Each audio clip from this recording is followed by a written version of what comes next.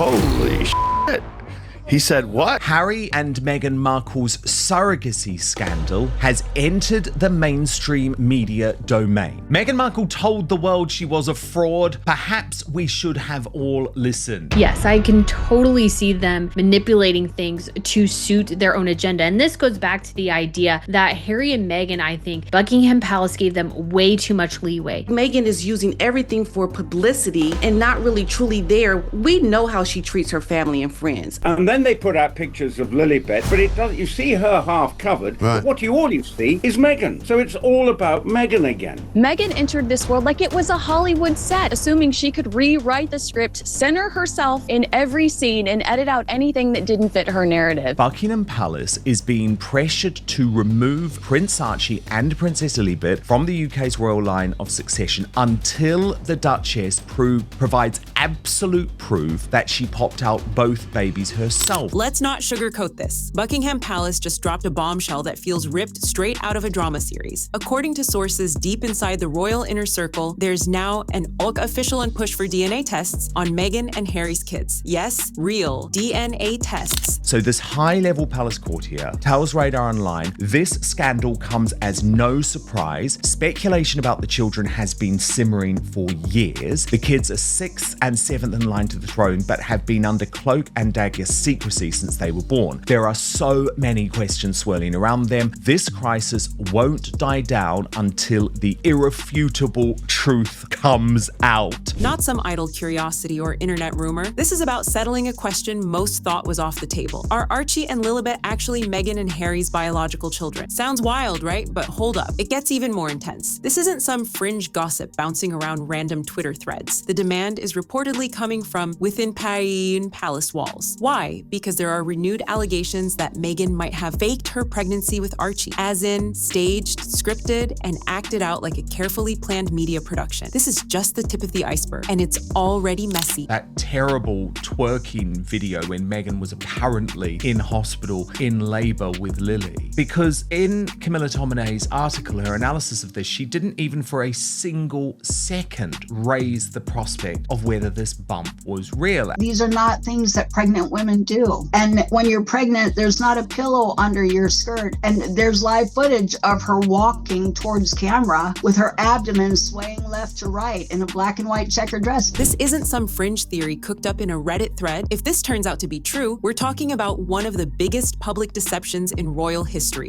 Full stop. But before we get ahead of ourselves, let's rewind and unpack how things spiraled to this level. Because trust me, this didn't just blow up overnight. Like many people, I remember seeing those infamous Getty images. You know, the ones where Meghan's baby bump appeared to shift and something slipped behind her skirt? At first glance, yeah, it looked like it could be Photoshop. But here's the thing, Getty doesn't deal in fakes. Their credibility is rock solid. I do believe because there are no delivery certificates, and I heard stories early on around the time Archie was allegedly in utero and being born, I heard stories that royal staffers were not allowed to see or touch her abdomen. You will have your personal moments, but you are serving a broader institution. If you want to be a private citizen, you had your chance to do that months ago, but Meghan never cared again. She did not care about what the monarchy needed from her at all. And as a result, people think her kids are fake. They think they're AI. They think they're borrowed kids, like all these sorts of things because of Meghan and Harry. Ever since those moments, quiet murmurs began swirling. People started questioning the way Meghan carried herself while pregnant, how her bumps seemed to change size and shape, how she walked confidently in stilettos well into her 3rd trimester, even squatted with ease in public appearances. For a lot of folks, that just didn't add up. Back then, anyone who brought it up was shut down. Don't be rude, they said. Don't be insensitive. The whispers were swept under the royal rug. But those whispers, they didn't fade, they only got louder. And now, we're well past whispers. We're at an official call for answers. A royal DNA test isn't just rare, it's unheard of. A royal physician was not allowed to examine her womb. I mean, I don't know about anybody else, but if I were pregnant with a royal child, you would want that child in the best care of the best medical practitioners that money could buy. Yes, they did lie. They did lie. They told people this baby hadn't been born when the baby had apparently been born. You can see why people think this is just so strange. This isn't how the royals operate. They don't blast internal family drama onto the world stage. So if this kind of unprecedented step is being taken, something behind the curtain must have really snapped. snapped. Now, if you ask a royal insider, or as some might call them, a seasoned sayer, they'll tell you the real trigger here wasn't some random suspicion or gossip flare-up. No, this all kicked off after a deep dive review into historical footage and official records. We're talking photos, videos, interviews, public statements. The full timeline of Meghan's first pregnancy was put under the microscope, and the deeper they looked, the more cracks started to show. Your child is in the line of succession. Yes, there are certain things about the birth you can control, but again, to live under the umbrella of this institution, you have to abide by certain things. And I think Buckingham Palace gave them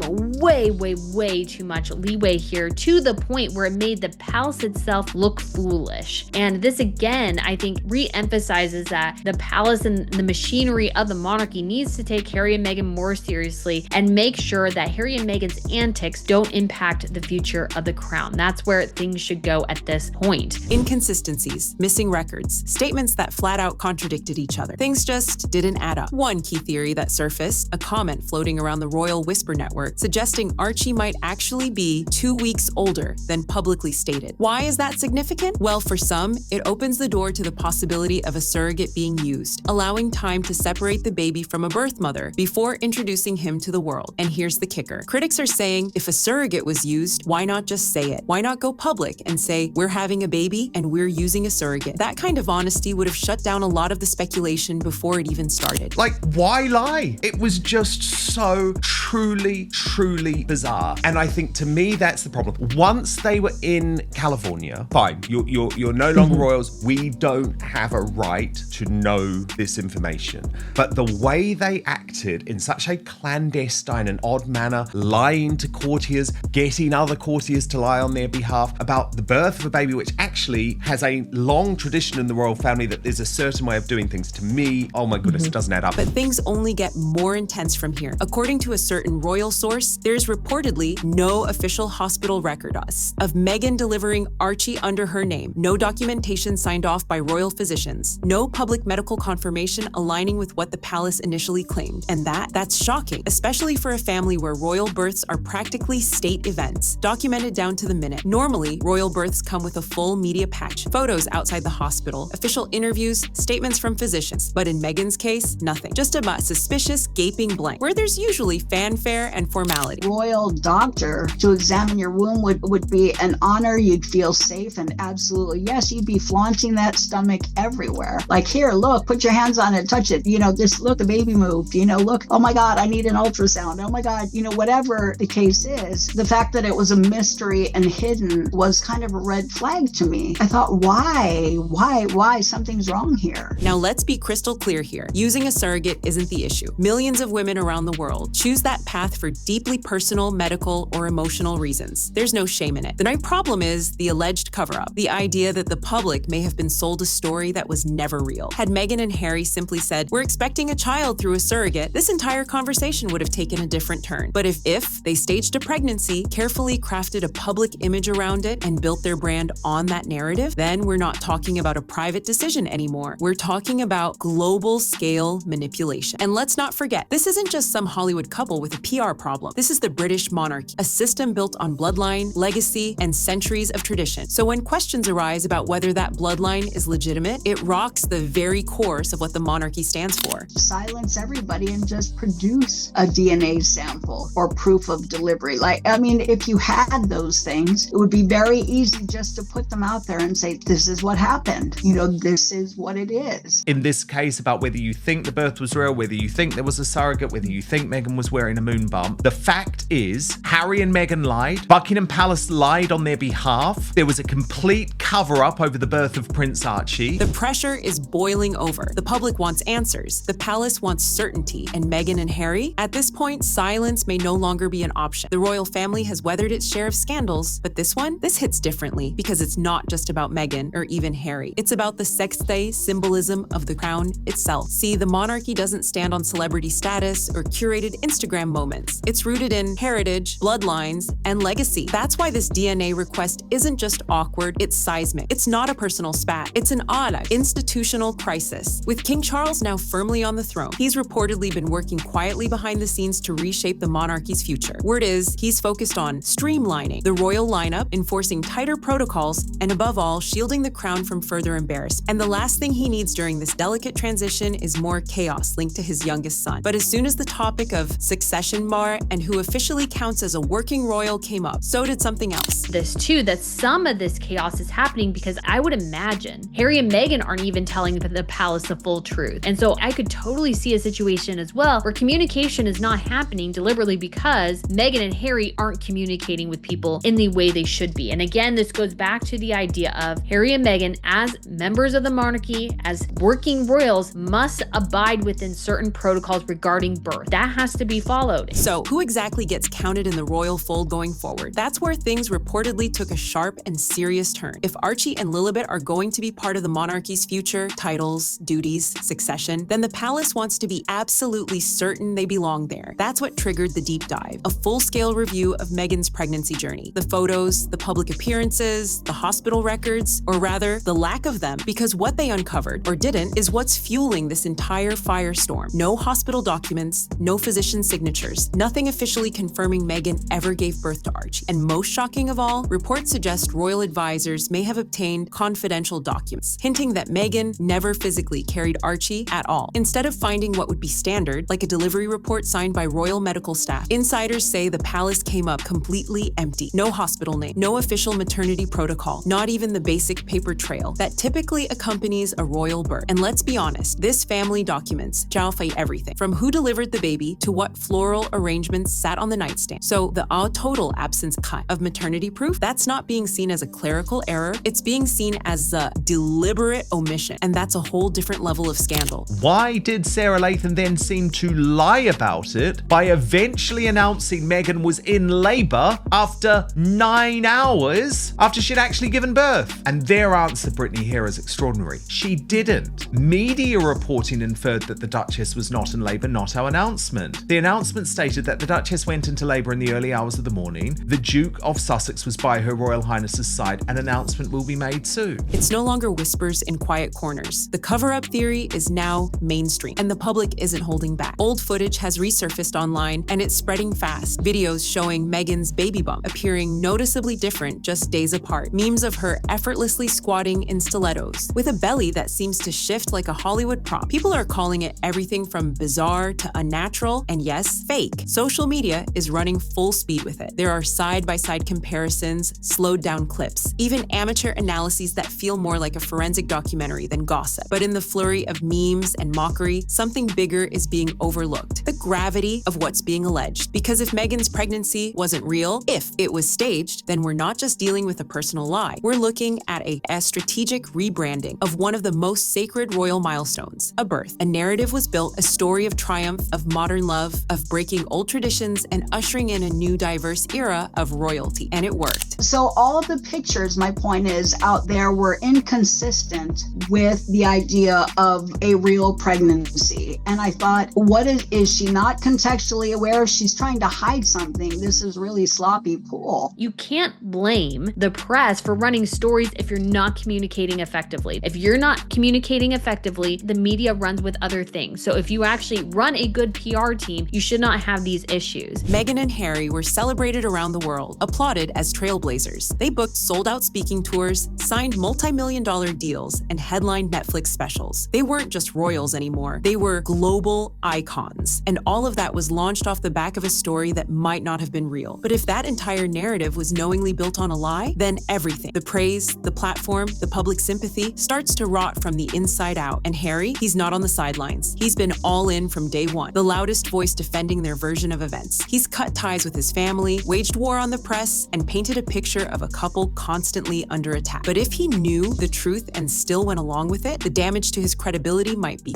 irreversible. That the palace really had very limited control over Harry and Meghan, and I think they were scrambling too behind the scenes, which is absolutely not what should be happening. And if Harry and Meghan wanted to run things their way, well, that's fine, but your kids aren't in the line of succession, they aren't part of the monarchy, like, we can do things another way. But at this point, the kid, them, everything is being paid for in many ways by the taxpayers, and the taxpayers deserve a level of transparency. But that's here. my point. At this point, it's not just a scandal, it's a full-on test of royal integrity and of personal loyalty. The palace, long known for its silence and restraint, has dropped the gloves, and the message is clear. This is bigger than just Harry and Meghan. Royal insiders, former staffers, and even previously cautious commentators are no longer tiptoeing around the subject. They're openly demanding truth, transparency, answers. Because if Archie and Lilibet are to be part of the monarchy's future, the facts can't live in speculation or carefully curated interviews anymore. The truth must be on record. No more soft lighting, no more storytelling, no more dodging. And one senior aide reportedly put it bluntly: they've had years to set the record straight. If they won't do it now, the institution will. This is what's truly at stake. Not just strained family ties, but the integrity of the monarchy itself. The titles, the honors, the future roles, none of it can float in limbo. And it definitely can't survive under a growing cloud of doubt and potential deception. What is very fair to me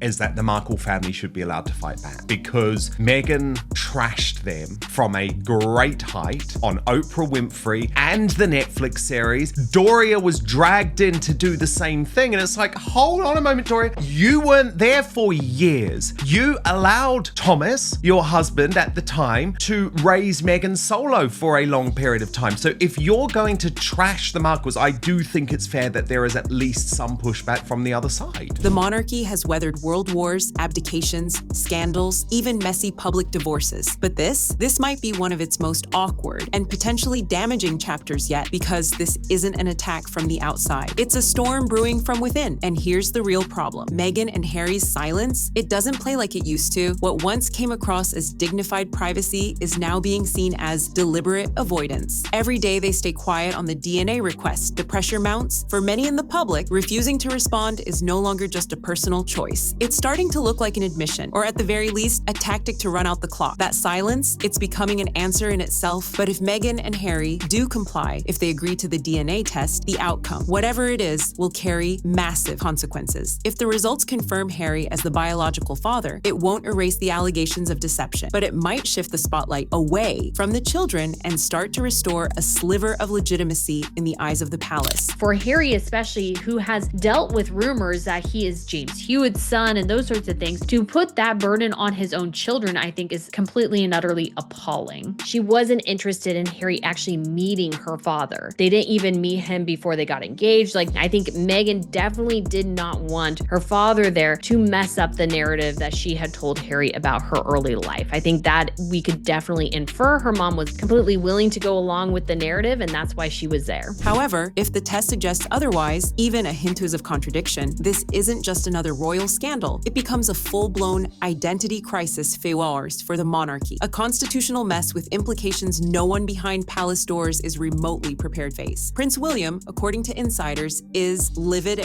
not just frustrated, furious at the long-term damage this saga is doing to the family's image, to its legacy. And Princess Anne, reportedly not far behind him in her reaction, because at the core of it all, this isn't just about two children. It's about the very definition of what it means to be royal. The no-nonsense royal, Princess Anne, is rumored to have called the situation exactly what many are thinking: a disgrace. And as for King Charles, word is he's devastated. This isn't the vision he had for the start of his reign, caught between his love for his son and his duty to uphold the crown. But more than anything, he understands just how fragile public trust is right now, and he knows he can't afford to lose it, not over unverified bloodlines and Netflix-made narratives. Why not speak directly to news organizations on the phone? The answer from Buckingham Palace: as we advised, there were technical issues with the announcement. We have apologized to the media who were affected. When we realized the email had not been sent, we tried to contact as many people as quickly as possible. What's perhaps most heartbreaking in all of this? It didn't have to spiral like this. If Meghan had led with honesty, if the story had been about strength, about choice, about medical complications, the public likely would have rallied behind her. People are far more empathetic than they're often given credit for. But instead, what could have been a powerful, real journey was turned into a polished fairy tale, one possibly edited for maximum public appeal. And now, with mounting evidence that parts of that fairy tale might have been staged, the backlash was inevitable. Now, the royal institution has drawn its line in the sand, clear and uncompromising. No DNA, no titles, no proof, no place in the royal fold. It's harsh, it's cold, but to the monarch, it's necessary, because the future of the crown can't be built on blurred truths, polished optics, or sentimental PR. Legacy demands clarity, not confusion. And now the world is watching closely whatever Meghan and Harry choose to do next. Whether they submit to the test, deny it outright, or try to spin the narrative again will define how history remembers them. Will they go down as victims of royal injustice, or the architects architects of their own downfall? At this point, it may all come down to one swab, one undeniable result, and a truth that can no longer be hidden behind the gates of Buckingham Palace. If you followed this far, you know the stakes are sky high and the story's far from over, so don't miss what happens next. Hit that subscribe button and stay locked in with Star Spotlight. So yeah, where we break down the drama behind the headlines.